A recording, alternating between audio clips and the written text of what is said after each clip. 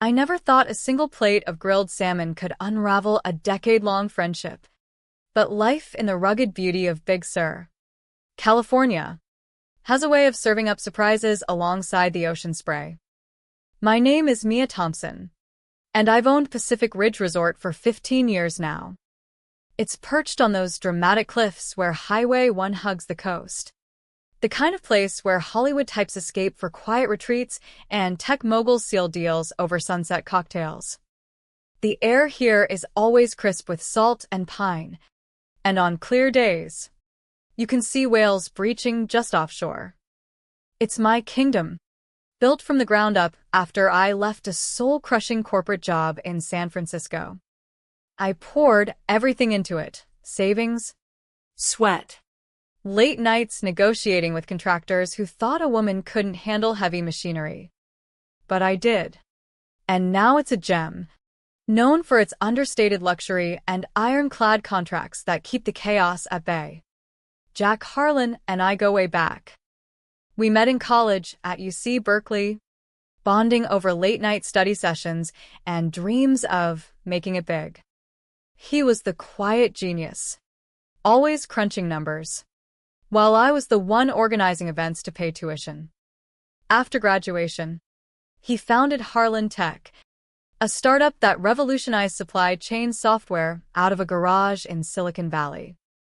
I cheered him on from afar, hosting his early investor dinners at the resort for free back when he could barely afford gas. Over the years, our paths crossed often. His company retreats became annual fixtures at Pacific Ridge, filling rooms with venture capitalists and engineers who appreciated the no-frills elegance. Jack was like a brother, loyal, understated. The guy who'd remember your birthday with a thoughtful card, not flashy gifts. Then came Brittany Hayes. She was 28, a rising social media strategist with a feed full of filtered sunrises and empowerment quotes. They met at a networking event in LA, and before I knew it, Jack was smitten. Brittany had that West Coast glow, yoga-toned, always in athleisure or designer dresses, talking about manifesting abundance like it was gospel. The first time I met her, at a casual barbecue Jack threw in his Malibu home, she glanced at my practical jeans and boots, smiled that perfect veneered smile, and said, "Oh, you must be the help from the resort." I laughed it off. People misjudge me all the time. I'm not flashy, I blend in, which is how I spot trouble before it brews. But Jack shot me an apologetic look, and I let it slide. Friendship means giving grace, right? When they announced the wedding, Jack called me personally. "Mia, we'd love to do it at Pacific Ridge. Keep it simple, close friends, ocean views, maybe a bonfire on the beach." My heart swelled. It felt like old times. I offered the presidential suite on the house, waived fees for extras like the fire pit permit, standard for friends. But Brittany took over the planning like a wildfire in dry season. What started as an intimate ceremony ballooned into a spectacle: drone photographers hovering like seagulls, a custom LED wall flashing their hashtag #HarlanHayesForever, even rented llamas for rustic charm because apparently alpacas were so last year. She slashed Jack's guest list, axing his old frat brothers and mentors. "We're curating vibes," she explained in an email chain that grew to epic proportions. No room for negativity anchors. I tried to stay neutral. As the owner, I reviewed every detail: floral arches from local Monterey growers, seafood sourced fresh from Morro Bay fishermen. But Brittany's demands escalated. She wanted the balcony railings repainted less coastal gray, more millennial pink. Then came the email at 2 a.m. Upgrade the linens to Egyptian cotton. Nothing less for our aesthetic. I accommodated where I could, but I slipped in a standard clause to the contract, one I'd used before with rowdy celebrity parties. Section 8.2c, in the event of verbal or physical disrespect toward venue staff or ownership, Event management reserves the right to intervene, up to and including termination. Per California Civil Code on premises liability, its legal boilerplate protects against harassment, and her lawyer signed off without a peep. Brittany probably skimmed it, too busy arguing font sizes for the Snapchat geofilter. The wedding day dawned bright, the Pacific sparkling under a rare cloudless sky. Guests arrived in Teslas and Range Rovers, influencers mingling with tech execs. Brittany's bridesmaids were already tipsy on mimosas, giggling in the spa while her stylist threatened to walk over a curl that wouldn't hold. Jack looked diminished, like a man who'd traded his surfboard for a suit that didn't quite fit. I kept to the shadows, overseeing from the control room, checking the AV setup, ensuring the crab cakes were plated just so. I wasn't in uniform. I wore a simple navy dress, elegant but unassuming. This was their day. After all, by dinner, the ballroom overlooking the cliffs buzzed with energy. String lights twinkled like stars, the DJs spinning remixed indie tracks. I slipped into a quiet corner table, away from the spotlights, balancing a plate of salmon and quinoa salad. I'd earned it after wrangling vendors all day. One bite in, and there she was, Brittany, gliding over in her mermaid gown, eyes sharp as a hawk's. She didn't greet me, just reached down, snatched my plate like it was cluttering her feed, and said loud enough for nearby tables to hush, "Staff eat in the back kitchen." Hun. Her smile was all teeth, performative, like she was starring in her own reality show. The room paused. Forks clinked awkwardly. I set my napkin down slowly, met her gaze without flinching, and stood. No scene. No words, just a deliberate exit through the side door. The ocean breeze hitting my face like a wake-up call. Silence isn't surrender. Sometimes it's strategy. But in that moment, hurt twisted in my gut. This wasn't just rudeness. It was erasure, dismissing me in my own house. Back in my office, overlooking the crashing waves, I pulled up the contract on my tablet. Footage from the discreet cameras confirmed it. Clear breach. I hesitated. Jack was my friend.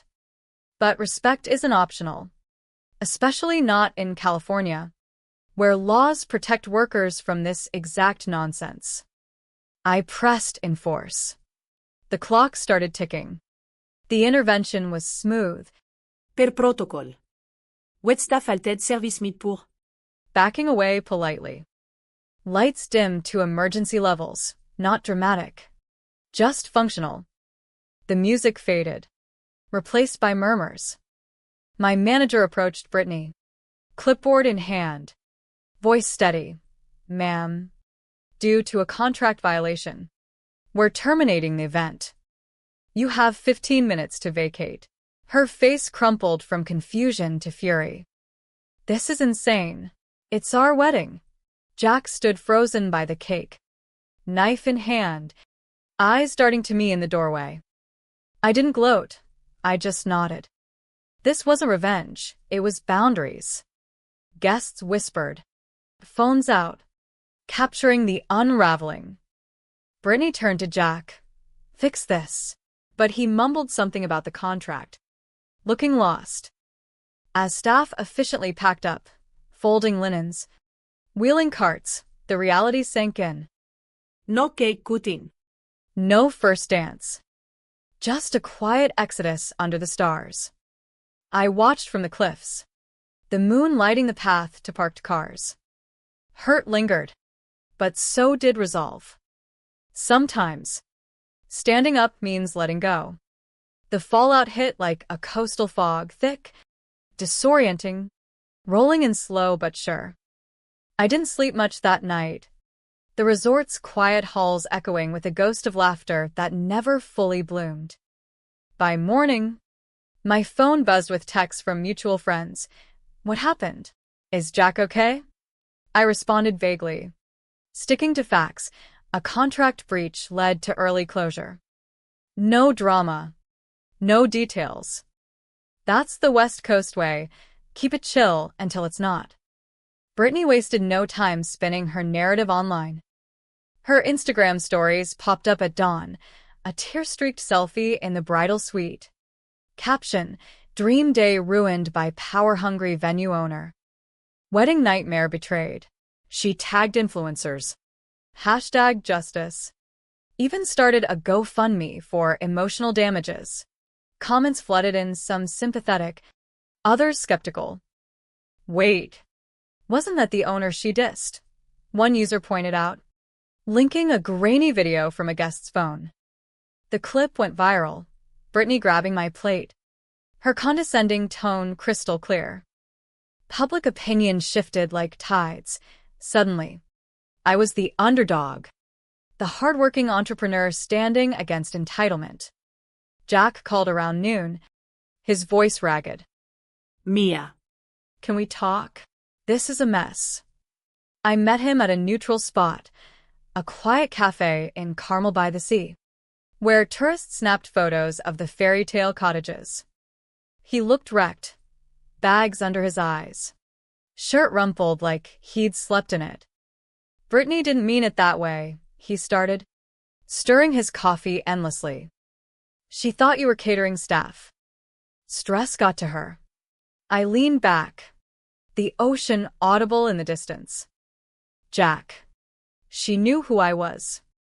We've met multiple times. And even if she didn't, treating anyone like that, in my home, that's not okay. He nodded, deflated. I should have said something. I froze. We talked for hours, peeling back layers like onion skins.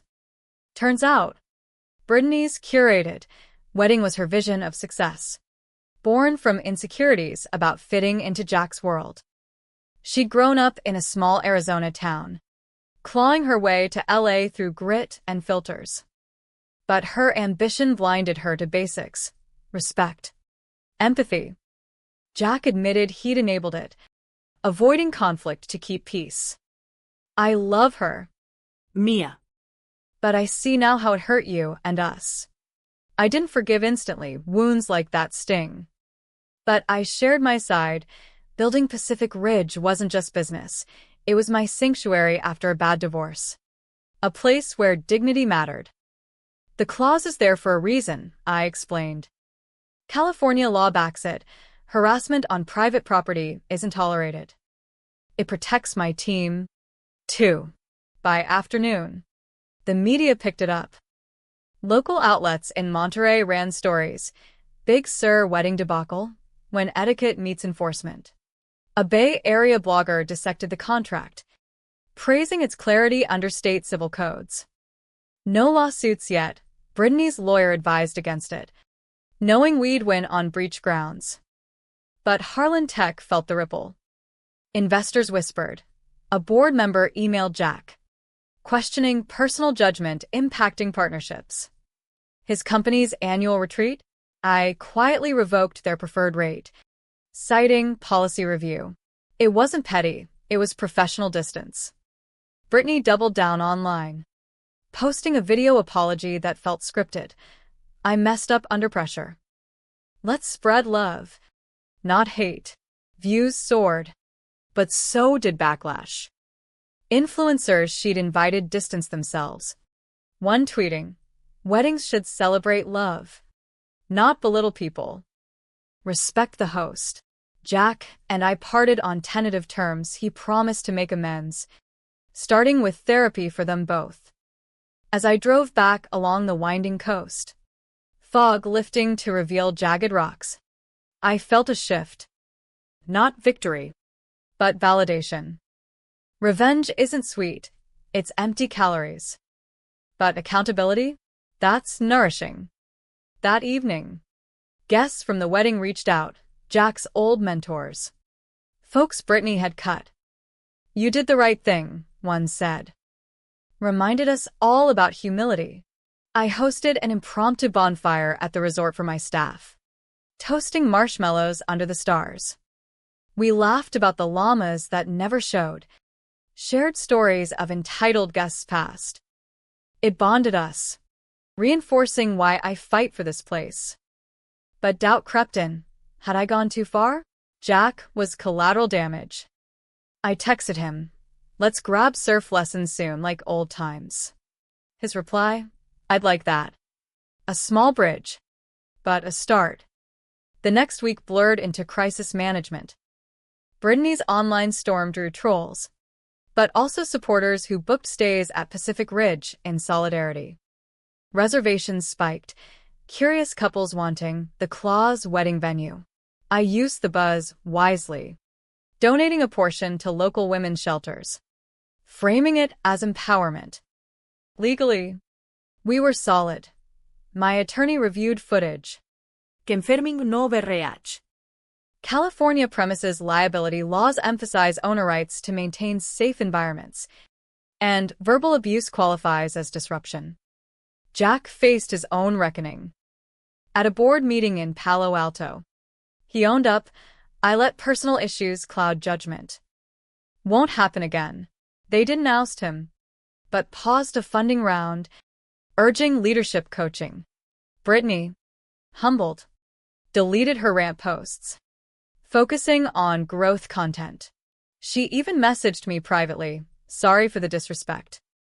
I was out of line, curt, but a step. I replied, "Apology noted. Wishing you both well." No worms. But no ice. Amid the drama, I reflected on our shared history. Jack and I once backpacked through Yosemite, talking dreams under sequoias. Brittany disrupted that, but maybe she highlighted cracks we ignored. As the sun set over the Pacific, painting the sky in oranges and pinks, I walked the cliffs alone. Waves crashed relentlessly, a reminder, life ebbs and flows. Holding grudges weighs you down, learning lifts you up. Perhaps this was our collective lesson. Respect isn't earned by status, but given freely. And in the wild west of California dreams, sometimes a storm clears the air for brighter days. As the dust settled, like redwood needles after a windstorm, I focused on rebuilding not walls, but connections. Pacific Ridge hummed with normalcy, a yoga retreat in the pavilion, hikers checking in with muddy boots. But echoes of the wedding lingered, a subtle undercurrent in staff meetings and guest reviews. Epic takedown, one TripAdvisor post raved. I cringed. This wasn't entertainment. It was real lives tangled. Jack reached out midweek, suggesting a hike in Pfeiffer Big Sur State Park. The trails wound through ancient redwoods, sunlight filtering like confetti. We met at the trailhead, him in worn hiking shoes, a throwback to our college days. "No, Brittany, this was just us." "I get it now," he said as we climbed, breath puffing in the cool air. She pushed boundaries, and I didn't push back. Afraid of losing her, I nodded, stepping over roots. Fear makes us small, Jack. but that night, it shrunk you in front of everyone. He winced, admitting the board's scrutiny stung.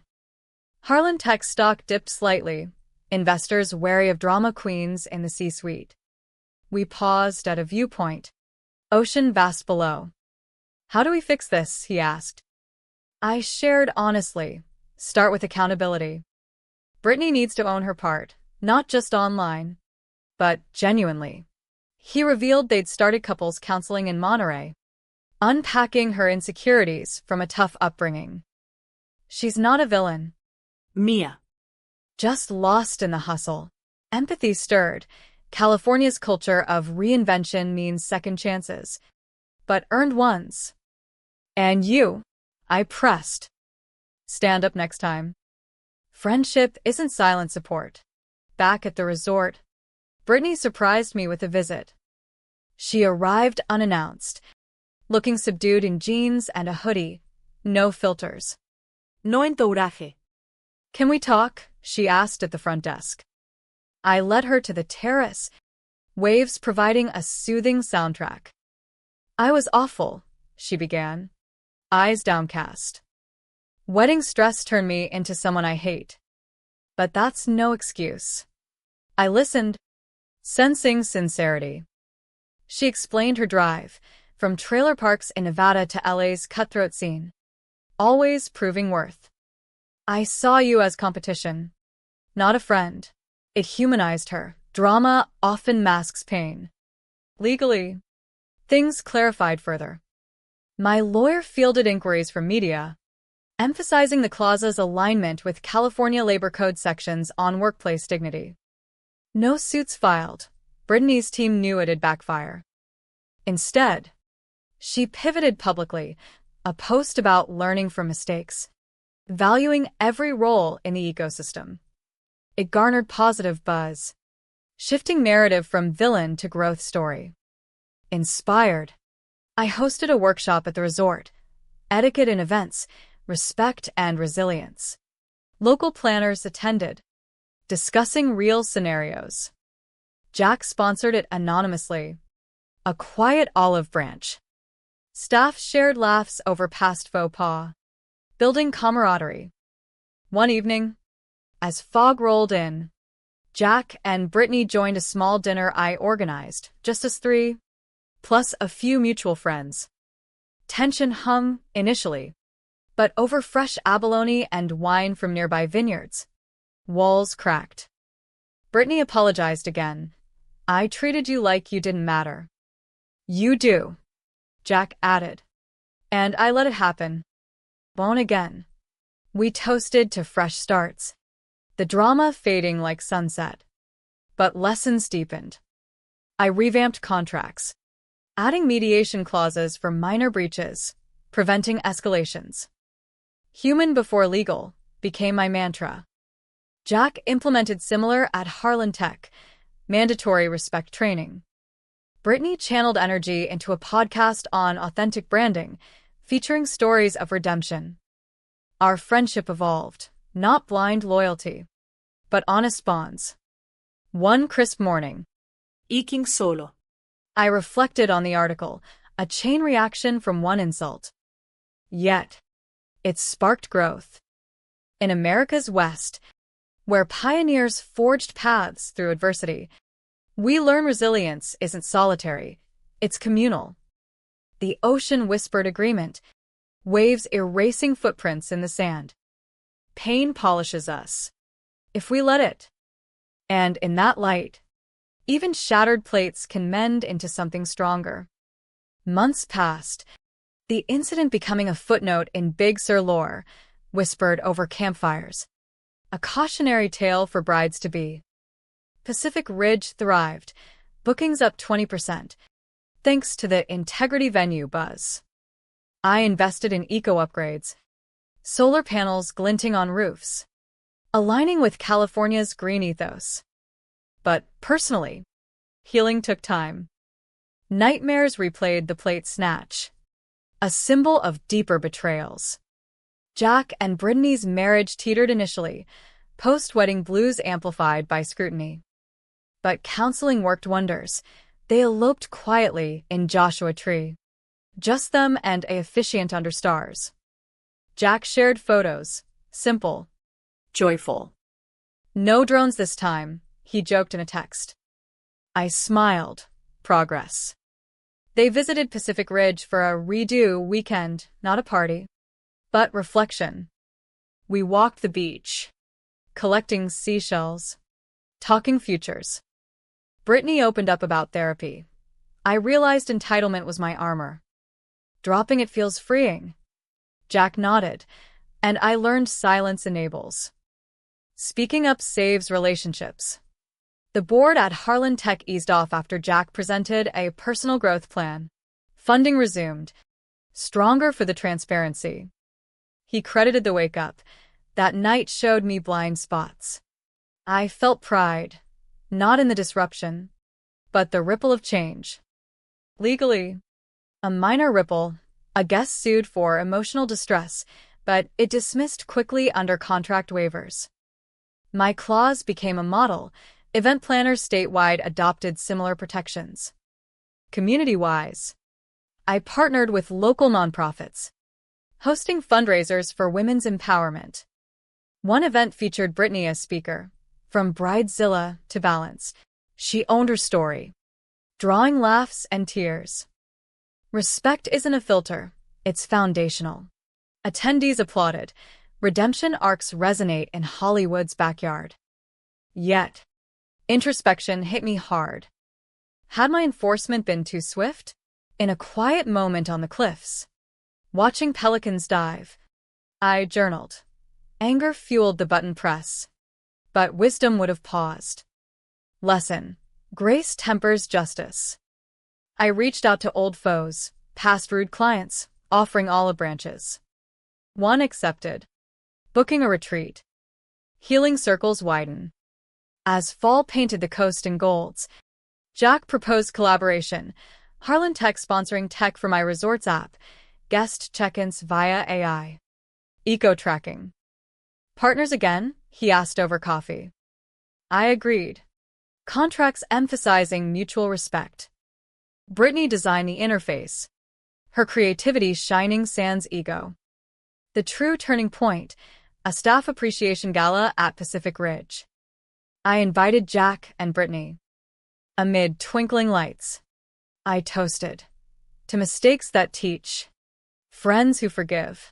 Jack responded, and owners who stand tall. Britney hugged me. Thank you for the mirror. Laughter flowed. Drama dissolved. In California's vast landscapes, where earthquakes reshape Earth, we adapt. The wedding fiasco? A quake that cracked foundations, but rebuilt stronger. Article learned, humanity trumps vengeance. Pay it forward with kindness, and waves of good follow. A year later, the scar faded to a story scar, told with chuckles at barbecues. A badge of growth. Pacific Ridge expanded, a new wing with ocean view suites, drawing families and retreats. I mentored young entrepreneurs, sharing, build with heart, protect with smarts. Jack's company boomed. Post-crisis innovation spiking. He credited the plate pivot, humility fueling creativity. Britney transformed. Her platform shifted to mental health advocacy, partnering with California orgs. She wrote a book, Beyond the Filter, Real Stories of Redemption. I blurbed it. Raw. Inspiring, proof we all deserve second acts. Our friendship? Solid. Forged in fire. We vacationed together in Tahoe. Snowboarding and soul-talking. The ultimate lesson unfolded subtly. At a resort wedding, simple, heartfelt, I watched the bride thank staff personally. Inspired by our tale? Perhaps. It reminded, one act ripples. Legally clear.